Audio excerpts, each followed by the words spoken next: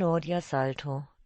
Andersen's Fairy Tales by Hans Christian Andersen. Chapter 13. The False Collar.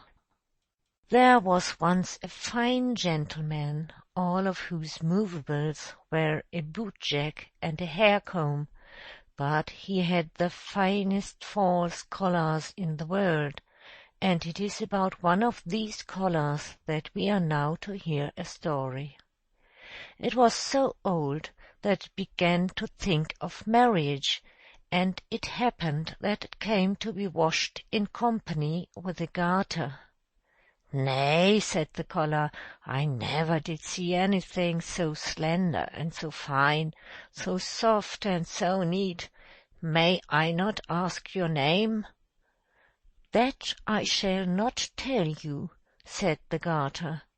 "Where do you live?" asked the collar.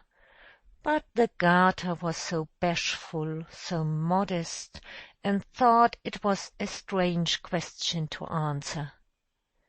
"You are certainly a girdle," said the collar, "that is to say, an inside girdle. I see well that you are both for use and ornament, my dear young lady." "I will thank you not to speak to me," said the garter.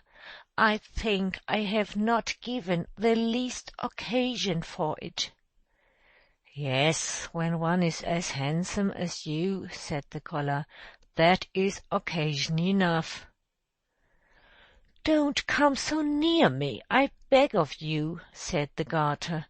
"You look so much like those men-folks." "I'm also a fine gentleman," said the collar. "I have a bootjack and a hair-comb." But that was not true, for it was his master who had them, but he boasted. "Don't come so near me," said the garter. "I am not accustomed to it." "Prude!" exclaimed the collar, and then it was taken out of the washing-tub. It was starched, hung over the back of a chair in the sunshine, and was then laid on the ironing blanket. Then came the warm box-iron. "Dear lady," said the collar, "dear widow lady, I feel quite hot. I am quite changed. I begin to unfold myself. You will burn a hole in me. Oh, I offer you my hand." "Rag," said the box-iron, and went proudly over the collar, for she fancied she was a steam-engine that would go on the railroad and draw the wagons. "Rag," said the box-iron. The collar was a little jagged at the edge, and so came the long scissors to cut off the jagged part. "Oh," said the collar, "you are certainly the first opera dancer. How well you can stretch your legs out! It is the most graceful performance I have ever seen.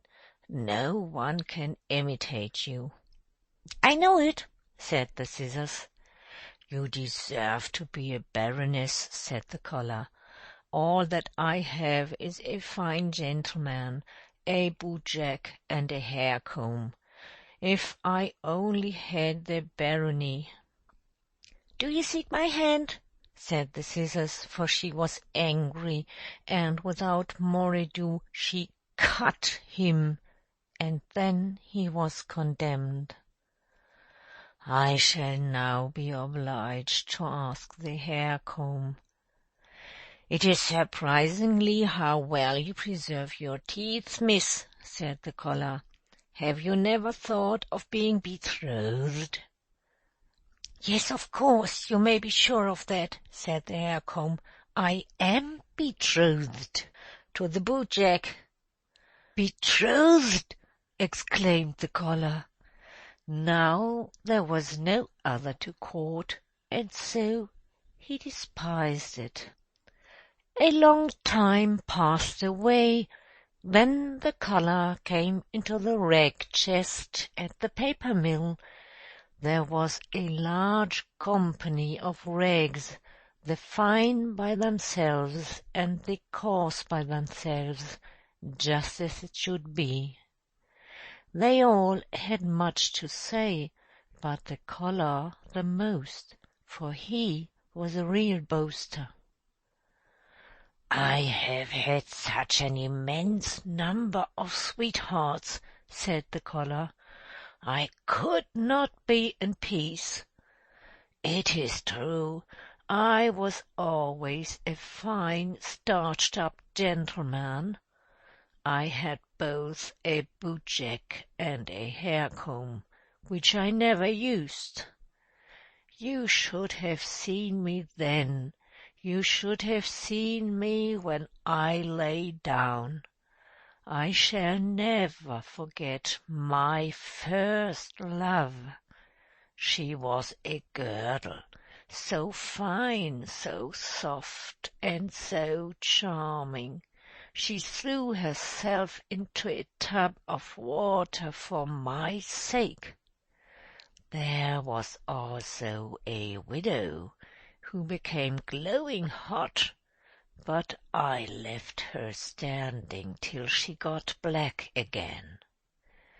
There was also the first opera dancer. She gave me that cut which I now go with. She was so ferocious. My own hair-comb was in love with me. She lost all her teeth from the heartache. Yes, I have lived to see much of that sort of thing, but I am extremely sorry for the garter, the girdle, that went into the water-tub. I have much on my conscience. I want to become white paper." And it became so. All the rags were turned into white paper. But the collar came to be just this very piece of white paper we here see, and on which the story is printed. And that was because it boasted so terribly afterwards of what had never happened to it. It would be well for us to beware that we may not act in a similar manner, for we can never know if we may not, in the course of time, also come into the rag chest and be made into white paper, and then have our whole life's history printed on it, even the most secret, and be obliged to run about and tell it ourselves, just like this collar. End of section 13, The False Collar.